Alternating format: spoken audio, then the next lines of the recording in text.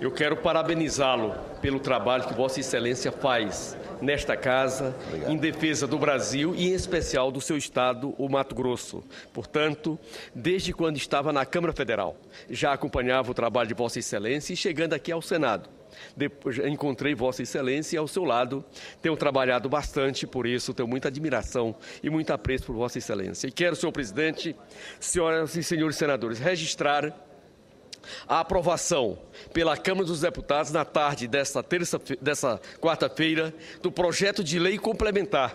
que beneficia a Defensoria Pública. Esse projeto de lei iniciou aqui no Senado Federal. Nós tivemos a sua aprovação quase que por unanimidade no plenário do Senado por tratar de projeto de lei complementar. Em seguida, ele foi à Câmara e nessa quarta-feira, nesse 21 de novembro, por unanimidade, o plenário da Câmara dos Deputados assegura às defensorias públicas do Brasil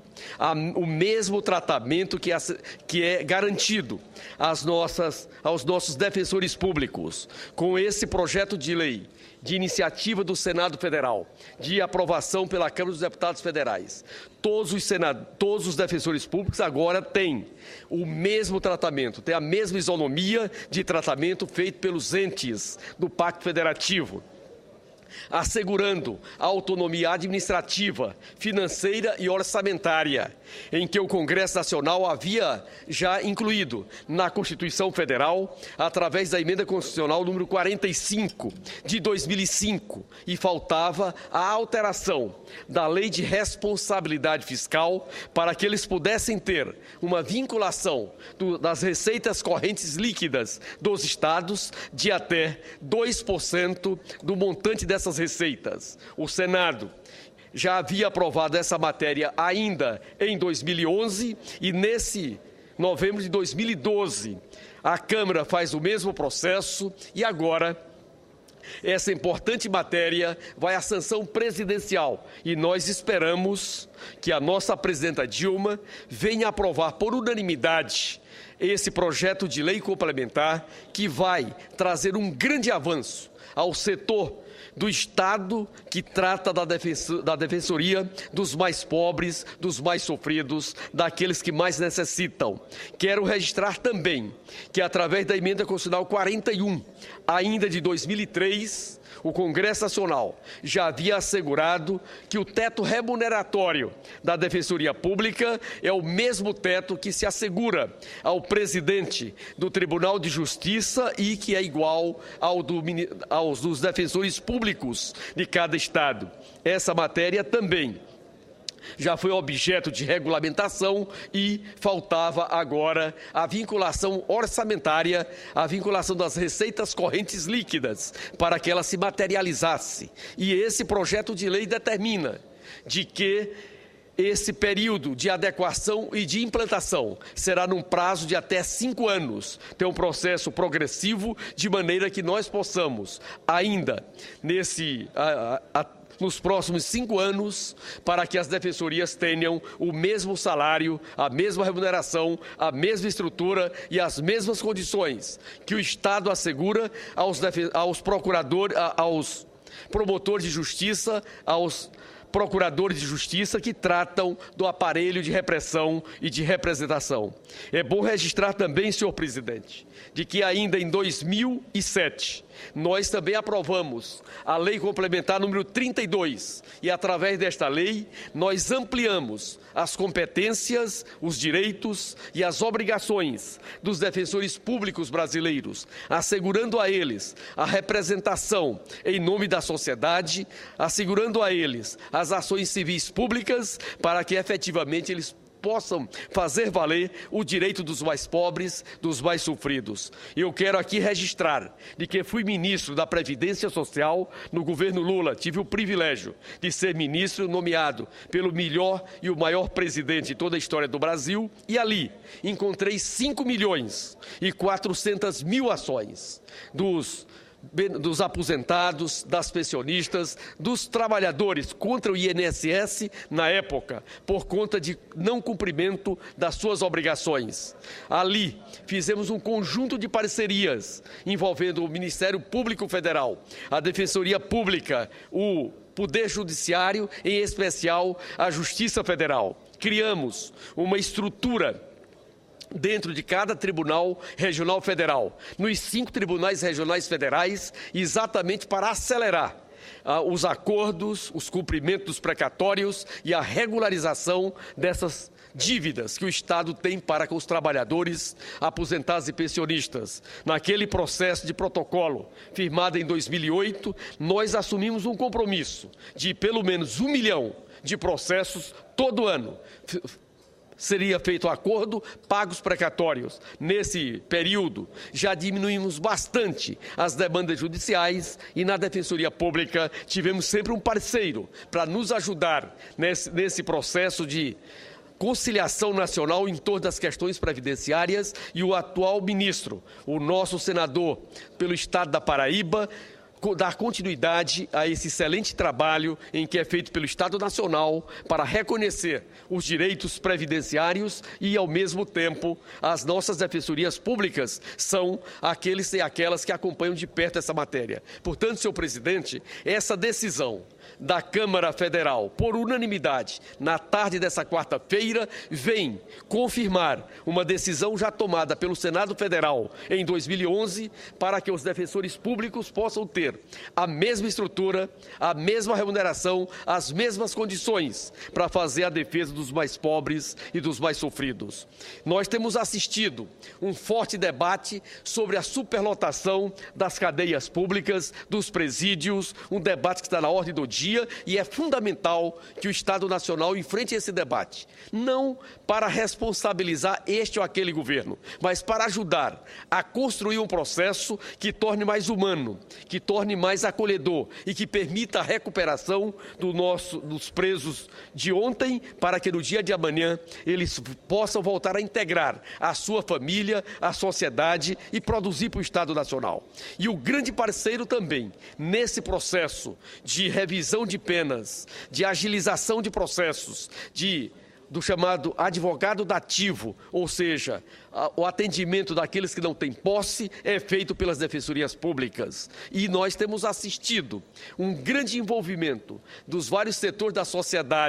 sociedade civil, do Pacto Federativo, particularmente dos governos estaduais, em parceria com o governo federal, para construir um novo processo que permita levar para a cadeia aqueles que cometeram delitos, mas ao mesmo tempo eles tenham a pena justa e possa voltar ao seio da sua família e da sociedade, tão logo os seus direitos, ele pague pela sua pena e possa voltar a esse seio. E é exatamente com as defensorias públicas que o Estado Nacional e que a sociedade brasileira conta com esse grande parceiro, com esse grande processo. Nós temos, senhor presidente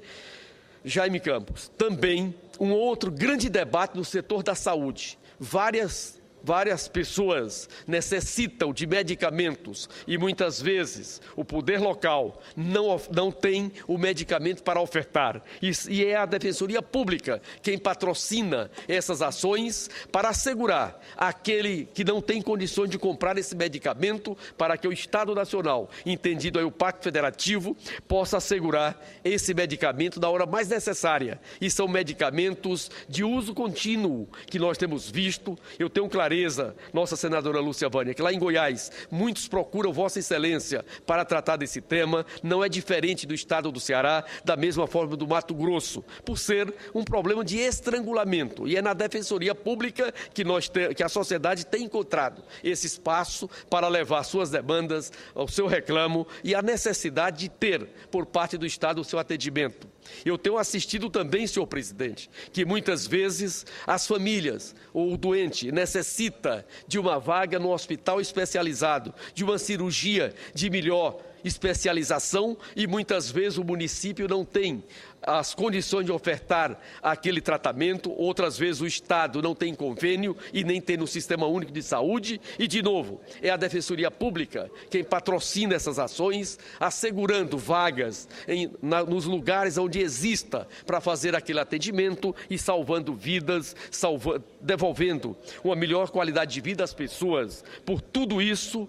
aqui no Congresso Nacional, aqui no Senado inicialmente em 2011 e nessa tarde na Câmara Federal, por unanimidade, essa matéria é aprovada e por isso nós que recebemos tantas cobranças também precisamos registrar as coisas boas, e são muitas, que o Congresso Nacional faz em benefício do Estado democrático de direito, independentemente de partido político. E é esta convivência que permite a essa nação, que hoje é a sexta potência econômica do planeta, a ter uma política de inclusão social, de distribuição de renda e de diminuição das desigualdades. Eu sou o senhor presidente de um estado da região Nordeste, do nosso Ceará, que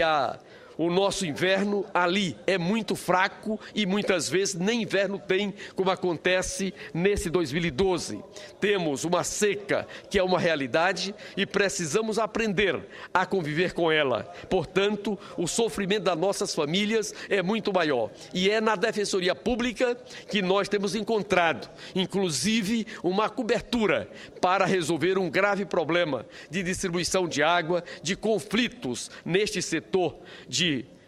gestão de recursos hídricos e nos ajudando a construir uma outra agenda de convivência com a seca, de administração dos poucos recursos que nós temos. E quero aqui fazer um parêntese para registrar de que ainda no século XIX, no início do século XX, os grandes conflitos do Nordeste e no estado do Ceará eram exatamente por conta da água. E foi nesse debate em que o nosso padre Cícero, do nosso Juazeiro do Norte, se afirmou como líder político, como líder religioso e, acima de tudo, como pessoa humana que fazia os conflitos e as tratativas. Naquela época, a nossa história registra de que os coronéis do Nordeste tinham as fontes de água sob o seu controle, muitas vezes chegava a cercá-las e a impedir que os mais pobres pudessem ter uso daquela água se não aceitasse as determinações, se não aceitasse os caprichos dos coronéis da política da nossa região Nordeste. E o padre Cícero, com a sua sensibilidade, com a sua forma de ver as coisas, passou a organizar os trabalhadores, passou a dizer que a água pertence à humanidade e não a um ou outro que eventualmente tinha a força e impedia a sua distribuição. Nessa caminhada, o nosso estado, o estado do Ceará, desenvolveu uma cultura que nós chamamos de comitês de bacias, de gerenciamento desses comitês para a superação das desigualdades, das dificuldades, e junto com isso o Código de Águas também incorpora um conjunto de itens e hoje vivemos a maior seca no Nordeste nos últimos 60 anos, mas no que diz respeito à alimentação não temos dificuldade e o abastecimento de água estamos sofrendo sim, mas sofrendo menos do que a tradição histórica da história nordestina. E esse processo, quando tem esses conflitos, é a nossa Defensoria Pública que está ao lado dos trabalhadores, dos mais pobres, ao lado dos sindicatos, dos trabalhadores rurais, para superar isso. Quero também aqui registrar de que durante todo o processo de defeso, que é o sistema de remuneração do pescador artesanal, e muitas vezes boa parte desses trabalhadores não são qualificados para receber o benefício. E é na Defensoria Pública, particularmente do nosso Nordeste, que nós temos tido uma parceria muito forte para que o pescador artesanal, para esse conjunto de trabalhadores de menor renda, quando não tem o seu benefício reconhecido pelos órgãos públicos, vai à Defensoria Pública para que ele possa ter os seus benefícios e durante o período de proibição da pesca, ele possa ali receber os seus benefícios. E é em torno desse conjunto de ações em que a Defensoria Pública vem trabalhando. E quero aqui também parabenizar a Associação Nacional dos Defensores Públicos, da pessoa do Dr. André Castro, que é o presidente dessa entidade, pela forma como eles conduziram esse debate no Congresso Nacional, conversando com cada senador, conversando com as suas lideranças, conversando com cada deputado, com cada deputada, com as lideranças, e que tudo isso culminou numa votação por unanimidade nessa tarde em que se aprova essa importante lei complementar. Portanto, senhor presidente, eu quero aqui mais uma vez parabenizar o trabalho do Senado Federal, da Câmara dos Deputados, do Congresso Nacional, ao aprovar essa importante matéria que vai assegurar aos nossos defensores públicos os mesmos direitos, as mesmas obrigações que tem o promotor de justiça, que tem os operadores do direito. Muito obrigado, senhor presidente.